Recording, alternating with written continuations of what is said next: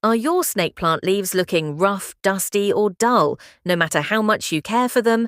Stop watering more. The real problem might be something you're completely ignoring. I faced the same issue with my snake plant. The leaves had lost their shine, growth was slow, and the plant looked unhealthy.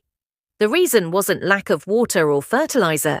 It was dust blocking the plant's ability to breathe and make food. Once I started this simple routine, everything changed. When snake plant leaves are clean, they absorb light properly, allowing better photosynthesis. This helps the plant produce its own nutrients, resulting in bigger leaves, natural shine, and stronger growth without any chemicals. Here's what to do. Take a soft, slightly damp cloth and gently wipe each leaf from bottom to top.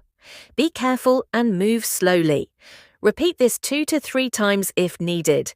For tight corners where dust settles, use cotton swabs or earbuds to clean thoroughly. Next, lightly clean the soil surface.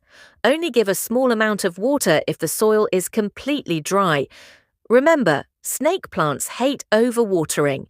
Do this once a week, and you'll start noticing a visible difference. Cleaner leaves, healthier growth, and a natural glossy finish that makes your plant look fresh and alive.